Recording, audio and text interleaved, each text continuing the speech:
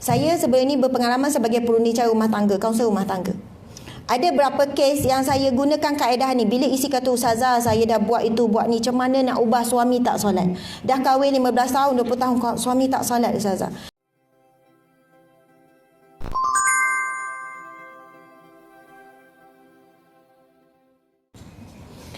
Jadi, antara perkara yang penting yang kita nak masuk dalam minda separa sedar ni sebelum tidur, antaranya doa, lepas tu zikir, kemudian ada orang baca Quran sampai anak tertidur, betul tak? Apa yang kita rakam dalam kepala, yang terakhir dia akan masuk dan dia jadi kekal dalam tempoh yang lama dalam minda kita. Malangnya bila kita bagi anak kita tengok cerita, tengok TV ataupun tengok video, kartun tu melompat-lompat, perkara yang terakhir dia rakam dalam memori dia adalah kartun tu melompat-lompat sekian hari, begitulah keadaan dia, sebab itu dia sangat hyperaktif. Maksudnya ia akan mempengaruhi tingkah laku dia selepas itu. Macam MC perkenalkan tadi kan, saya sebelum ini berpengalaman sebagai perundi cara rumah tangga, kaunselor rumah tangga. Ada berapa kes yang saya gunakan kaedah ni. Bila isi kata, ustazah saya dah buat itu, buat ni, macam mana nak ubah suami tak solat. Dah kahwin 15 tahun, 20 tahun, suami tak solat, ustazah. Saya buat itu, macam-macam lah, ayat tawar, doa, istighfar, apa-apa doa, apa-apa tip yang ustaz bagi saya dah buat. Masalah anak tak solat dan sebagainya. Saya kata cuba kamu gunakan kaedah minda separa sedar sebelum masa nak tidur tu. Sebab masa nak tidur tu, bila kita cakap sesuatu, dia orang tak akan menolak. Tapi janganlah cakap dalam keadaan yang sangat kuat. Contoh kalau suami dekat-dekat nak tidur kan, kita pun bisik. Macam dia mamai. Dia macam dah tidur, tapi orang panggil tidur-tidur ayam kan. Belum lena betul-betul. Kita pun duduk sebelah dia. Contoh kita doa, ya Allah, jadikanlah suamiku suami yang soleh. Ya Allah. Ya Allah, jadikanlah dia orang yang solat. Ya Allah, jadikanlah dia orang yang solat. Ya Allah. Ataupun nak bahasa Arab, bahasa Melayu pun tak ada masalah. Ya Allah, jadikanlah dia orang yang mendirikan solat. Mungkin setiap malam, mungkin memakan masa 3 minggu, mungkin 40 hari. Sampai satu ketika benda tu betul-betul melekat dalam fikiran dia. Sebab masa kita bisik tu dia tak boleh jawab. Kalau cakap depan, bang semayang lah, kadang boleh jadi bertengkar, boleh jadi bergaduh. Dia akan menolak sebab dalam sedar. Tapi dalam keadaan minda separa sedar, diulang-ulang, ya bang solat lah bang solat bang solat ya. Tiba dia bangun pula kan. Memekak je. Walaupun dia nampak dah lena, tapi awal-awal tu. Sebab apa? Ketika sedar mulut boleh menjawab. Bila masa tidur, kita nampak mata memang dah tutup, tetapi telinga tetap terbuka. Telinga masih mendengar. Buktinya kita ibu-ibu kan, walaupun tidur lena, anak menangis bangun tak? Bangun. Kadang yang ajaibnya, kalau sekarang ni saya ada anak yang nombor 6 tu, anak yang kecil tu, bukan darjah 1, minta maaf, 1 tahun. Jadi tidur dengan kita lagi kan. Jadi kadang dia bergerak sikit je. Kita tidur lena, dia bergerak macam rasa bergolek kan. Kita boleh tu seorang ibu. Betul tak? Maksudnya memang kita tidur kita lena, tapi telinga kita sebenarnya masih mendengar. Dia bergerak sikit tu boleh rasa, oh nasib baik, sedang elok tak jatuh. Kita pun, awak ni tidur mati, anak nak jatuh. Kita kalau kita stres, jangan kita cemburu bila pasangan kita tak stres. Kita terkejut, jangan cemburu bila pasangan kita tak terkejut. Dan percaya atau tidak, orang lelaki bila isteri dia tak ada, dia pandai bangun sendiri. Betul tak? Dia akan reti bangun sendiri. Anak pun sama. Itulah peranan besar seorang wanita dalam sebuah rumah tangga. Bila dia ada je, semua orang macam meletakkan harapan pada seorang wanita tu. Untuk kita faham wanita ini, dia adalah sumber cuaca rumah tangga. Kalau seorang ibu tu gembira, happy, bahagia, cuaca rumah pun akan jadi bahagia, gembira, happy. Tapi kalau seorang ibu tu, seorang isteri tu, cuaca dia ribut taufan, seluruh rumah ribut taufan. Ataupun mendung, ataupun gelap. Betul atau tidak? Kalau laki tu muka masam, kita mengajuk dengan suami ceria, anak-anak akan terpengaruh dengan cuaca ibu. Sebab yang masak kita, yang nak buat ceria kita. Tapi kalau suami je masam, kita ceria, kita dengan anak buat relax, biarlah dia nak mengajuk apa, dia nak mengajuk. Okey je, rumah tangga tu okey. Maksudnya cuaca rumah tangga berkait rapat dengan cuaca seorang ibu ataupun isteri. Tetapi cuaca isteri sangat berkait rapat dengan cuaca suami. Betul tak? Kalau suami buat dia pakai lawa-lawa, tak puji, kita tanya, awak nampak macam mana saya? Okey? Okey je. Yelah, apa lagi? Saya okey je, okey. Bagi pejabat ada lelaki lain yang puji. Lawa nampak hari ni. Terusik tak hati kita? Betul kan? Sebab itu tip memuji tadi kita pergi bab memuji. Pujilah pasangan kita sebelum orang lain memujinya. Pujilah anak kita sebelum orang lain memujinya. Bukan puji pasangan, puji anak, puji orang yang terdekat ni, dia bukannya masuk nanti riak takabur ujub kan, Ustazah. Itu kalau ada bab pujian ni, memang ada skill dia, ada syarat-syarat dia. Kalau kita puji sampai rasa ujub takabur, kita menimbulkan dosa. Tapi kalau ahli keluarga ni tak ada riak takabur sangat dah, betul tak? Suami puji isteri, isteri puji suami, kita puji anak. Saya minta maaf kadang-kadang kita ibu bapa kita lupa nak memuji anak. Kita hanya highlight apa benda kekurangan pasal anak kita. Ni stokin siapa ni? Ini beg siapa ni? Ini pinggan siapa ni? Ini bilik siapa bersepah ni? Tapi time dia kemas bilik, kita tak puji-puji sangat. Masa dia lipat kain simut, kita tak puji, bagusnya kain simut. Seminggu tu ada sekali kain simut dia tak lipat. Yang tu berbakul-bakul. Akhirnya yang kita risau anak ini bila ada seorang lelaki lain yang selalu bila jumpa puji, awak ni manis lah, adik manis, adik manis. Walaupun Bangla puji, dia boleh jatuh hati tau. Bila nak pergi college, adik manis, adik manis. Dalam telinga dia, fikiran dia sepanjang hidup dia, mak ayah dia tak pernah puji dia manis. Apa selebet sangat muka macam ni. Keruh je muka, rambut tu busuk. Kadang tu kepam bau. Tapi ada orang luar memuji-muji, akhirnya cinta kasih sayang dia boleh balik arah. Tak berapa sayang mak ayah dia. Rupanya orang luar lebih melihat kecantikannya. Jadi berhati-hati dalam keadaan memuji. Nanti kita akan pergi lebih lagi. Sebab keadaan memuji kalau kanak-kanak, kalau kita suka dipuji, kanak-kanak lagi suka dipuji. Kalau saya guna keadaan pujian. Ada waktu ketika saya berkumpul dengan anak-anak, budak-budak tu 6 orang.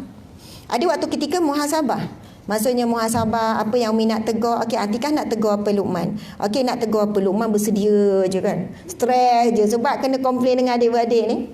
Tapi ada ketikanya no komplain, pujian saja. Okey, Atikah nak puji apa Luqman? Bagi Atikah lah Luqman ni walaupun, jangan ada walaupun. Kan? Walaupun dia ni tak ada, puji saja dibenarkan. Ini time slot untuk puji.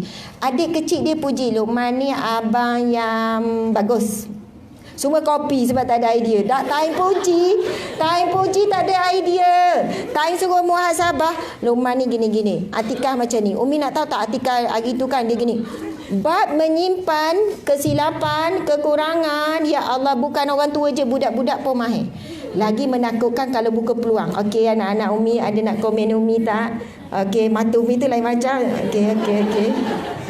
Tapi anak saya memang diajar, memang dah dibiasakan. Umi, minta maaf lah, Atikah nak cakap pasal Umi. Kita ni kan ya Allah terhiris. Kalau mulut tu laju sampai hati, Atikah cakap macam tu dekat Umi kan. Kita jangan guna kuasa veto kita. Sampai hati Atikah, Umi kalau nak ungkit lah, Umi susah payah mengandung, melahirkan, menyusukan, membesarkan. Ramai mana seorang ibu dia suka ungkit benda tu, betul tak? Umi jaga sampai tak tidur malam. Seorang ibu yang bercakap begini, dia lupa yang jaga anak dia bukan dia. Yang jaga anak kita adalah Allah ya Hafiz ya Muhaimin. Allah yang maha menjaga, maha mengawasi.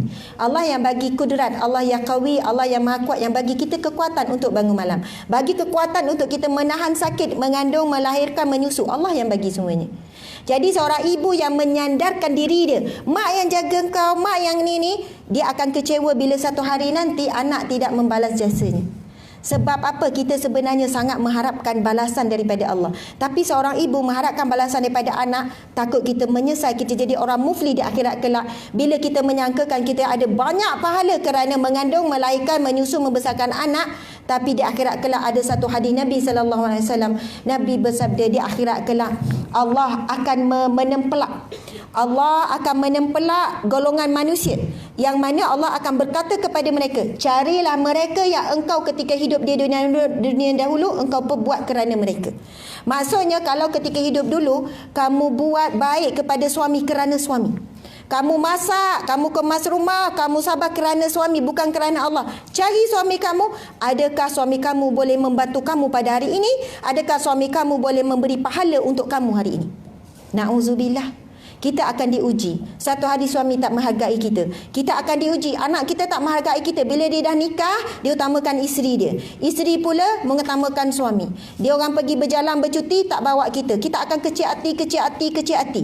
Ketika itu sebenarnya Allah nak bagi kita faham, pengorbanan yang kita buat daripada start mengandung semua itu sampai dia besar adalah kerana Allah, bukan kerana anak. Sebab anak kita takkan mampu membalas jasa kita. Tapi Allah lah yang maha membalas walaupun sebesar biji zarah. Zarah ni kena tengok bawah mikroskop kan. Subhanallah. Masya Allah. Okey, pergi sikit pada minda separa sedar tadi. Antara berapa kes saya, suami ni bila dah tidur isteri ulang, bang solat bang, bang solat bang, abang solat. Dia kata sampai satu ketika suami dia bangun solat. Bukan suami ni tak reti solat, pandai. Satu ketika bangun tidur subuh solat dah tak tinggal. Dia kata insya-Allah ustazah, mudah-mudahan berkat sebab dia ulang-ulang tu, dia masuk pada minda separa sedar, akhirnya beri kepada hati, terbuka hati sebab benda tu dah melekat dalam fikiran dia. Solat.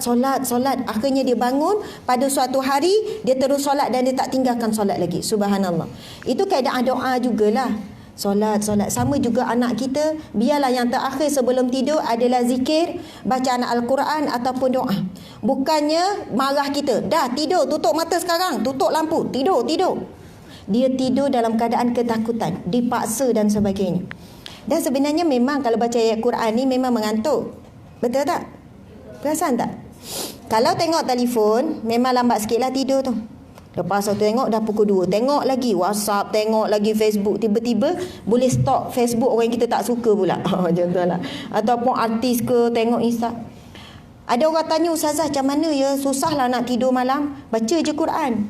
Tak sampai satu muka surat. Dah main ngantuk.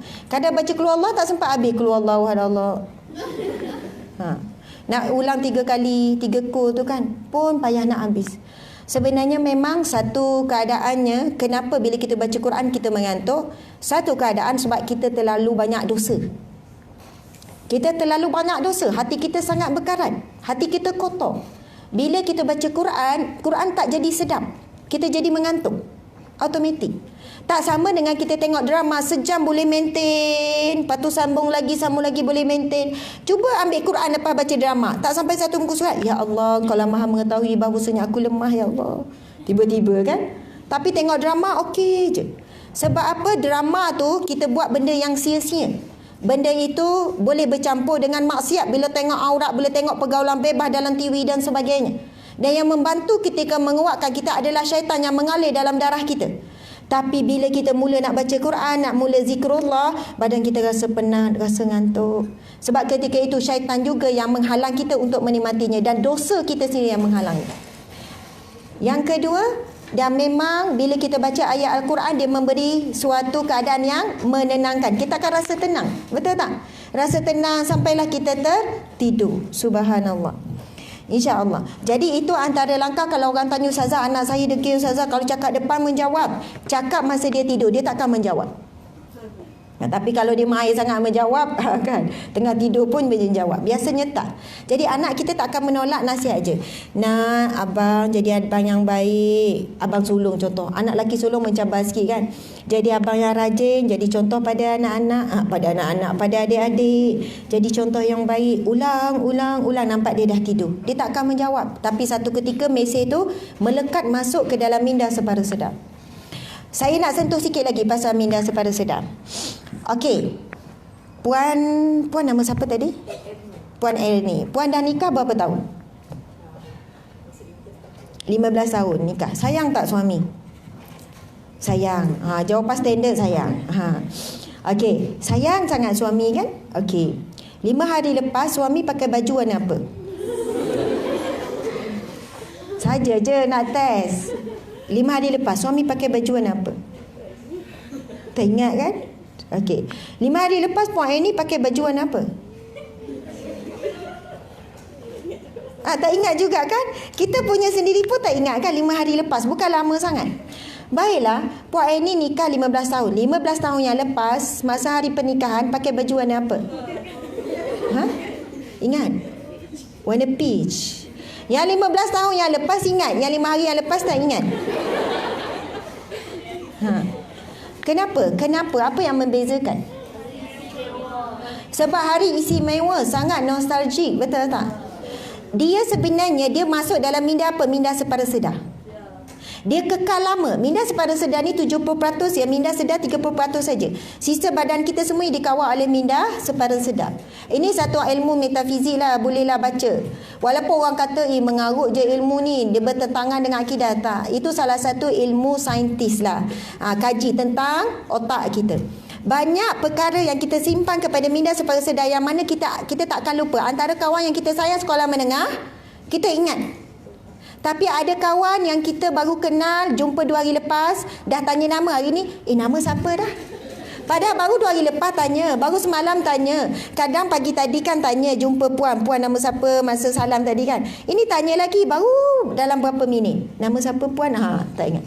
Malah puan cakap tadi tu pun saya dah tak ingat sekarang. Tapi nak cakapnya sebab apa? Kita tak masuk dalam minda separa sedar tu. Tapi kenangan yang manis, yang kuat, yang kita memang bagi kesan dalam nostalgia kita, dia akan masuk, kita boleh sebut terus je. Masya Allah. Sama juga bila kita nak pasak sesuatu, kita bisik dalam keadaan minda separa sedar, dia akan masuk dalam. Anak kita satu ketika berubah akhlak dia sebab masuk ke dalam minda dia, jadi abang yang baik, jadi contoh pada adik-adik. Sebab kalau minda sedar kita pesankan, ada waktu dia ingat nak jadi kakak yang baik, dia jadi kontrol, jadi kakak yang baik. Tapi banyak keadaan dia tak ingat pun dan dia perlu jadi kakak. Dia lagi adik daripada adik dia. Okey, subhanallah.